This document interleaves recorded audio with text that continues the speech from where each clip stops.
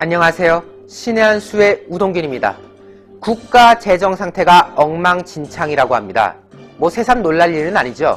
문재인 정권 들어서 뭐 하면 퍼주고 그리고면서 세금은 모자라니까 세금 뜯어가려고 하고 맨날 이런 일 벌였던 게 이 정권 아닙니까? 그런데 이번에 우한 코로나 거치면서 뭐 이런 지원금 저런 지원금 또 무슨 정책 이런 정책 온갖 걸 다 지금 돈으로 메꾸려고 하니까요. 답이 없습니다. 지금 국가 채무가 이제 800조 원을 넘어서 이제 1000조를 향하고 있는 거 아닙니까? 심각한 상황인데요. 자세한 이야기는 이창근 박사님 모시고 이야기 나누겠습니다. 박사님 안녕하세요. 네, 안녕하세요. 정말 저희 박사님하고 경제와 관련된 네. 이야기를 여러 차례 해왔지만은 네. 야 이거 참 심각하다. 네. 이제 믿을 거라는 거 이제 재정밖에 없는데 사실 그동안 재정 상태를 어떻게든 관리를 잘 나가야 된다. 뭐 이런 이야기를 쭉 해왔지 않습니까? 근데 네. 이제는 뭐 국가 채무 비율 뭐 이런 거 다 필요 없고 그냥 돈 팡팡 쓰자 해가지고 지금 국가 채무가 확 지금 급증하고 있습니다. 이거 심각한데요. 네, 맞아요. 지금 국가 채무, 그 다음에 여러분들이 정확하게 정보를 좀 아셔야 될 게 통합 재정 수지, 그 다음에 관리 재정 수지라는 게 있습니다. 결국 수입과 지출 간의 균형이 안 맞는 건데요. 지금 어쨌든 통합 재정 수지라고 하는 거는 총 수입에서 총 지출을 뺀 거를 얘기하는 거고요. 그게 플러스가 돼야 됩니다. 그리고 관리 재정 수지라고 하는 거는 통합 재정 수지에서 국민연금이나 고용보험이나 이러한 사회보장성 기금을 뺀 거를 얘기하는데 이것도 역시 플러스로 들어와야지만 나라 살림을 제대로 잘 운영하고 있다 이렇게 가고 있는데요.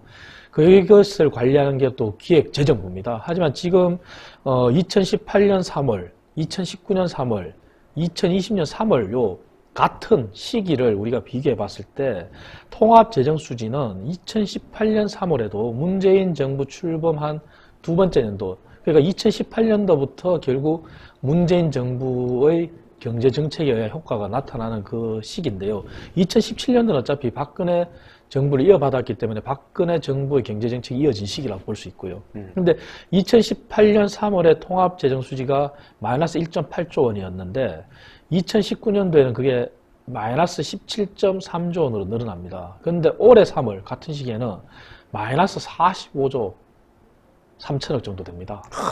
근데 관리재정 수지를 보면은 2018년 3월에는 마이너스 10.5조, 2019년 3월에는 마이너스 25.2조, 근데 2020년 3월에는 마이너스 55.3조 원이라는 거죠. 확 늘어나네요. 확 늘어났죠. 근데 문제는 코로나19가 제가 경제 문제를 여러분께 늘 이렇게 논평을 해드리면서 말씀드리지만 4월달 경제 지표가 아마 우한 코로나19의 본격적인 효과가 나타나는 시기라고 보는데 4월달에 재정 통계, 통합재정수지나 또 관리재정수지가 발표되는 5월달 시기에 갔을 때 과연 이게 얼마나 더 늘어날까 그게 참 고민인 것이죠. 그렇죠. 왜냐하면 수입과 지출이 균형이 안 맞다는 것을 어디서 볼 수 있냐면은 어쨌든 세수 중에 가장 큰 부분을 차지하는 게 법인세입니다. 그 법인세가 무려 올해 1월하고 3월 요 시기에 전년 동기 작년 1, 4분기와 비교했을 때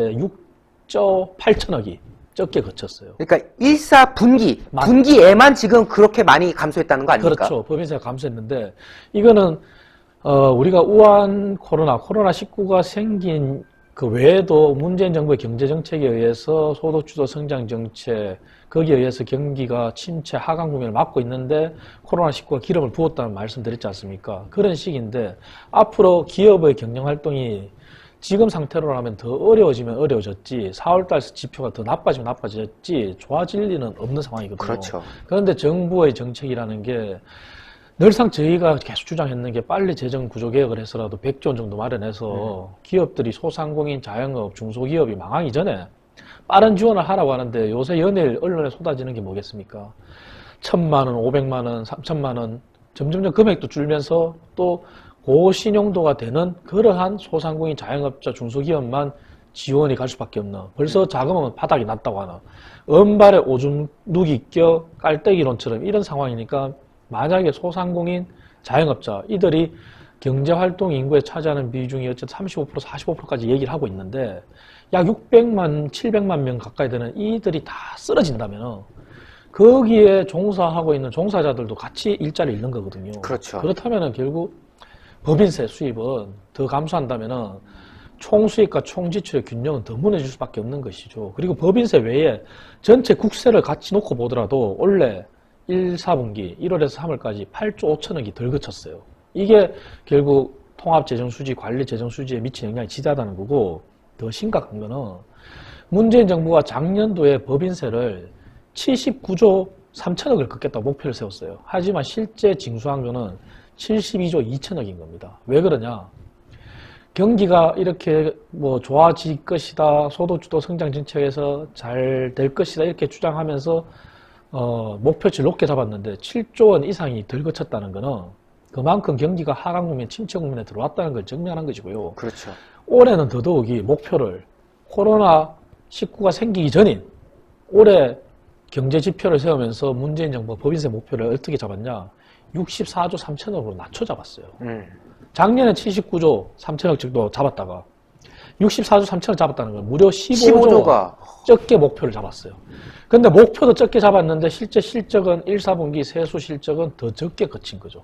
목표보다도 훨씬 낮게 잡았는데 그마저도 덜 거치는. 거치는. 그러니까 재정이 악화일로를 걸을 수밖에 없는 거고, 여기서 한 발 더 나아가서 우리가 봐야 될 거는 국가 채무입니다. 국가 채무라는 거는 우리가 늘 마지노선을 얘기하는 게 GDP의 40%는 지켜야 된다 하는 건데, 올해 지금 이미 대외 기관 그리고 해외 경제 연구소에서 이미 대한민국의 실질 GDP는 감소할 것이라고 예측하고 있습니다. 실제 감소가 된다는 것은 실질 GDP는 마이너스로 돌아선다는 건데요.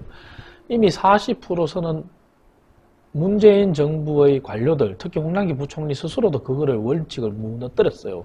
40%가 이제 중요하지 않다는 식으로. 근데 지금 2차 추경을 한 상황에서 국가 채무가 800조를 돌파했단 말이죠. 그쵸. 그런데 이제 3차 추경, 4차 추경, 지금 경제가 계속 코로나 위기에서 계속 이어져서 경제 코로나가 지속된다면 추경을 할 수밖에 없습니다. 그렇죠. 왜? 필요한 것에 재원을 써야 되니까. 그렇다면 이제 국가 채무가 우리가 정말 1000조 우려 얘기했던 게 현실로 들어서는 겁니다. 그렇다면 1000조가 되는 순간 GDP의 40%는 그냥 50%를 넘어서는 겁니다.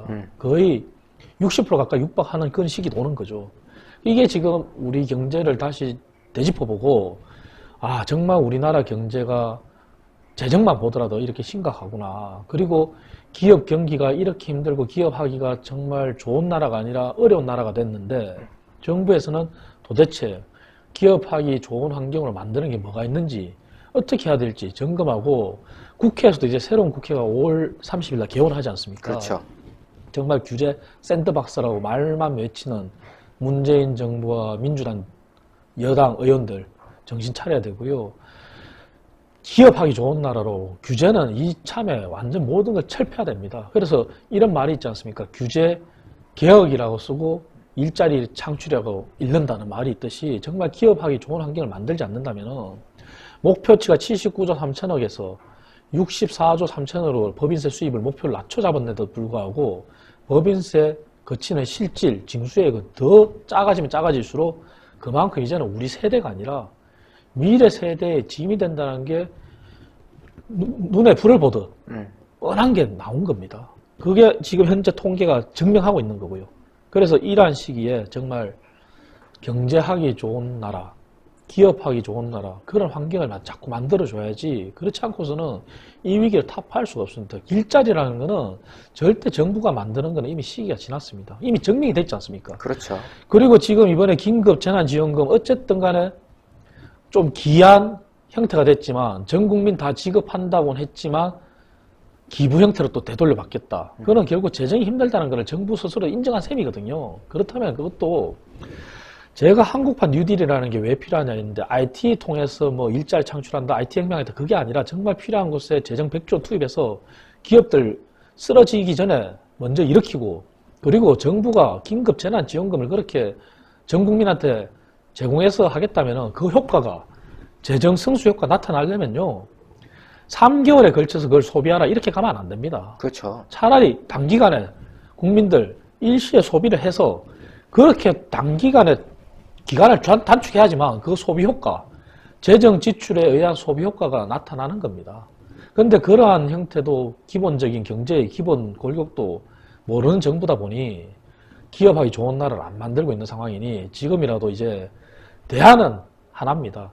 기업이 일자리 만들고 기업이 살아날 수 있도록 재정 개혁 빨리 해서 16조 4천억으로 늘렸다고 하지만 이미 자금이 고갈됐습니다. 그렇죠. 2차 신용보증기금 통해서 95% 신용 보강해서 고신용도의 자영업자 지원한다고 하지만 10조 원 얘기하고 있습니다.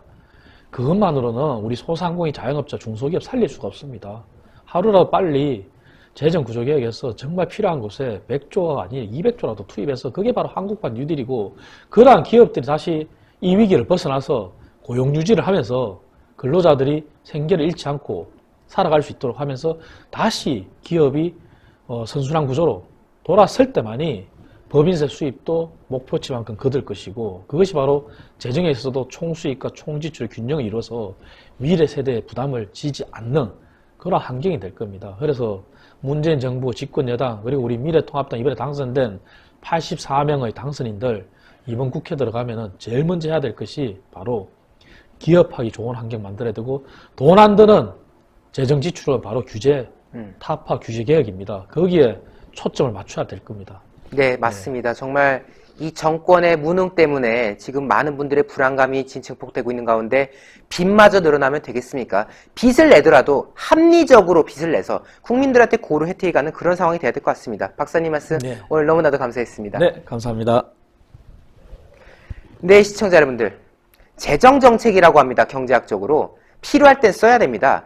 위기 상황에서는 빚을 좀 내더라도 국가에서 적절하게, 시적절하게 국민들의 삶의 질을 높일 수 있는 방향으로 돈을 쓸 필요도 있죠. 하지만 지금 이 정권이 쓰고 있는 이 퍼주기를 보십시오. 이게 지금 효율적이라고 말할 수 있습니까? 돈만 날라갔지 아무런 실속도 없는 그러한 재정정책 아니냐라는 비판들이 이어지고 있고요. 지금 그 빚의 규모가 어마무시합니다. 국가 채무가 왜 중요합니까? 결국 그게 다 국민들이 떠안아야 될 몫이기 때문에 중요한 거 아니겠습니까? 지금 당장은 돈 주고 뭐하고 하면서 아 나라에서 돈 주잖아 힘내 이렇게 말하겠지만은 그게 한계치를 넘어서면 어떻게 되겠습니까?